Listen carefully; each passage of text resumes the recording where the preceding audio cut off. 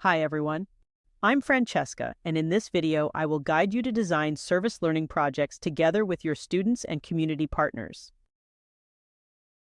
Welcome to the world of service learning. Let's preview our exploration. Part 1, Uncovering the Significance and Impact of Service Learning.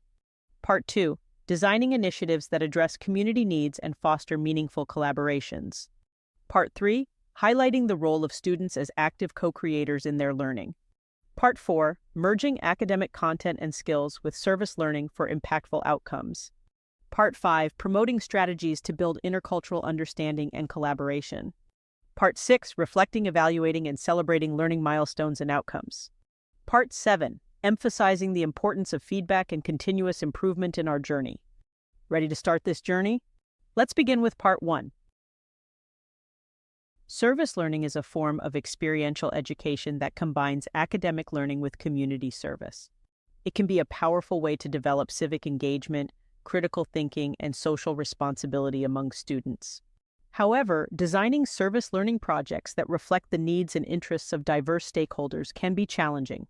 How can you ensure that your service learning projects are relevant, meaningful, and respectful to the communities you serve and the students you teach? Here are documented recommendations to help you design service learning projects that foster diversity and inclusion. The first step in designing service learning projects is to identify the needs and assets of the community you want to serve. This involves conducting research, building relationships, and listening to the voices of the community members. You can use surveys, interviews, focus groups, or community forums to gather information and feedback from the community. You can also consult with local organizations, leaders, or experts who have experience and knowledge of the community. By identifying the community needs and assets, you can align the service learning projects with the goals and priorities of the community. The community partner, not the faculty member, should identify what the community needs and the goals to which it aspires. The goal of service learning is not volunteerism. Structure the course with the goal of helping students understand that they are cultivating a real partnership with, and often at the behest of, community partners. Empathetic learning and relationship building are crucial. The second step in designing service learning projects is to involve students in planning and decision-making. This means giving students a voice and a choice in selecting, designing, and implementing the service learning projects. You can use strategies such as brainstorming, voting, or consensus building to help students generate and evaluate ideas for service learning projects. You can also encourage students to reflect on their own interests, skills, and values, and how they relate to the community needs and assets. By involving students in planning and decision-making, you can increase their motivation, ownership, and learning outcomes. The third step in designing service learning projects is to integrate them into academic content and skills. This means connecting the service learning projects to the curriculum, standards, and objectives of your course or program. The service learning project should be well integrated into the course content so that students clearly see the relationship between the project and the academic goals of the course. They should also be able to understand why the experience has intellectual value. Each service learning activity should have defined learning objectives outlined in the syllabus. Establishing these learning goals will help students relate the service that they are performing back to the overall course objectives. You can use strategies such as scaffolding, differentiation, or formative assessment to help students acquire and apply the knowledge and skills relevant to the service learning projects. You can also provide students with opportunities to research, analyze, synthesize, and communicate information related to the service learning projects. By integrating academic content and skills, you can enhance the quality and rigor of your service learning projects.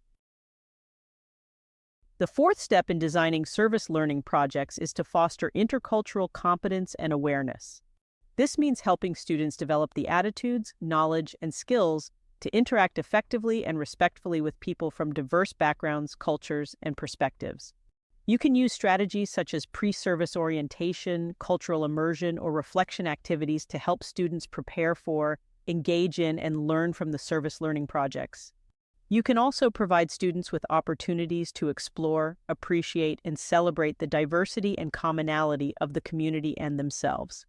By fostering intercultural competence and awareness, you can promote the values and benefits of diversity and inclusion. As we delve into the multifaceted world of service learning, or SL, it's essential to highlight some key components that underpin this transformative approach. Reflection emerges as a critical component.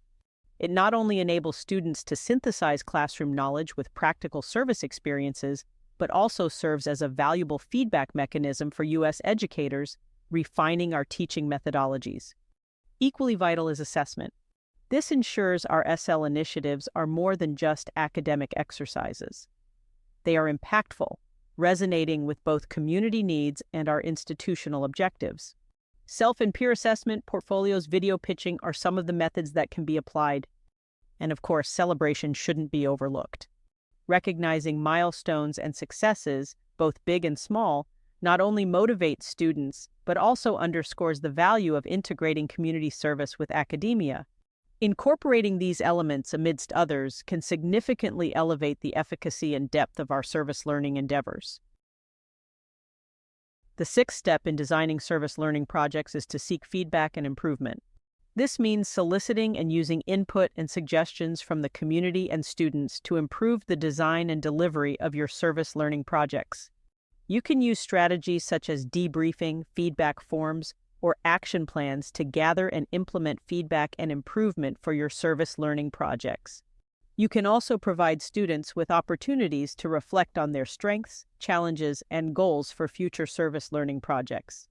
By seeking feedback and improvement, you can ensure the sustainability and quality of your service learning projects. At the end of semester, conduct a faculty debriefing with community partner on the course and community partner relations. Send thank you note to partners. For those eager to delve deeper, I'd like to direct your attention to a comprehensive MOOC on e-service learning. It's tailored to foster a more digital and inclusive EU higher education system. Additionally, the Digital Toolkit for ESL Integration in Higher Education and the Facilitation Methodology are valuable resources that can further streamline and enhance your integration process. Thank you for joining me. Until next time, keep learning, keep growing, and keep pushing the boundaries of what's possible in community engagement. Visit the PromEnhance website at www.promenhance.eu to learn more great stories of community engagement.